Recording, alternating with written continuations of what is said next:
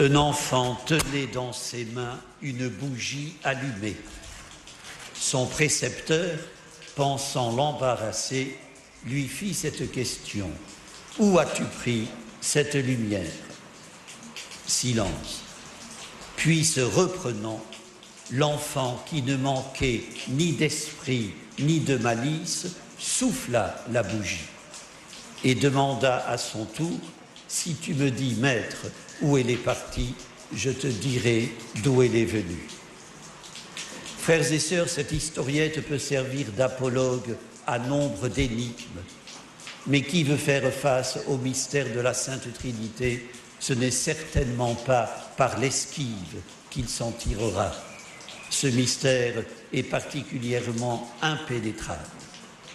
À dire vrai, il nous arrive à tous de parler de Dieu, de le prier en termes de bon Dieu, sans faire cas de la Trinité, c'est-à-dire des trois personnes qui la composent.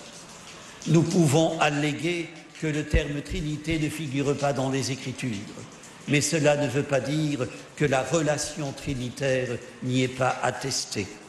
On trouve en effet dans les évangiles des lieux, des épisodes trinitaires, le baptême du Seigneur par exemple. Mais Jésus lui-même, il est vrai, n'utilise jamais le mot. Toutefois, il parle d'un Dieu qui est Père, avec qui il entretient une relation filiale et il annonce la venue de l'Esprit. C'est là résumé tout le mystère de la Trinité. Non seulement Jésus connaît Dieu, mais il l'a vu. Non seulement il l'a vu, mais il en vient. Cette affirmation lui créera de fatales inimitiés. Sa manière de parler de Dieu ébranlait trop la vieille idée d'un Dieu puissant, solitaire, éternel. Frères et sœurs, nombreux sont ceux, peut-être en sommes-nous, qui vivent un christianisme compartimenté. Lorsque nous prions le Père, nous nous représentons, bien accoutumés que nous sommes par l'iconographie sacrée, en vieillard austère, sinon sévère, chenu, terrible. Lorsque nous prions le Christ, nous nous représentons en Dieu fait homme, sans doute, mais seul, soit crucifié, soit montrant du doigt son Sacré-Cœur. Lorsque nous prions l'Esprit Saint, mais c'est beaucoup plus rare, tantôt, nous nous le représentons symbolisé par une colombe, tantôt par un coup de vent ou encore par des langues de feu. Et la Trinité dans ces images. Saint Augustin voit juste quand il dit que Dieu est l'incompréhensible même. N'est-ce pas d'ailleurs ce que Dieu dit de sa personne? Toutes les réponses qu'il a données à ceux qui lui demandaient son nom sont déceptives. Non que le Dieu d'Israël soit un Dieu qui se cache ou caché, comme on l'a dit, un Dieu que rien ne peut exprimer, qui échappe au langage. Observons cependant que dans la célèbre vision d'Élie, il ne s'annonce pas dans le fracas du tonnerre, il ne surgit pas du milieu des éclairs ou de la tempête, mais il se manifeste dans le murmure d'un silence qui s'évanouit, comme dit excellemment André Chouraki. Cette discrétion de Dieu est celle d'une présence perçue dans l'absence. Frères et sœurs, je retourne à mon apologue initial.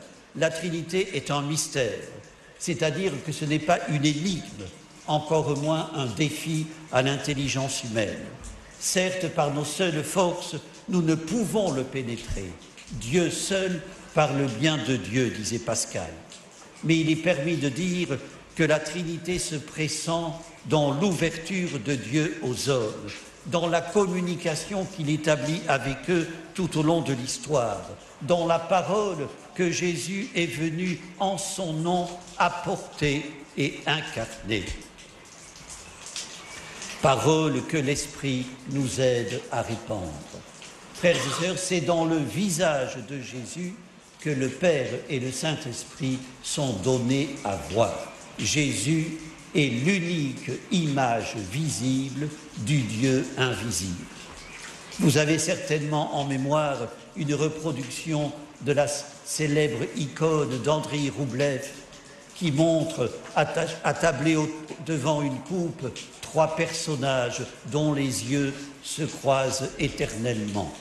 Une manière de dire que Dieu n'est pas solitaire, mais trinitaire.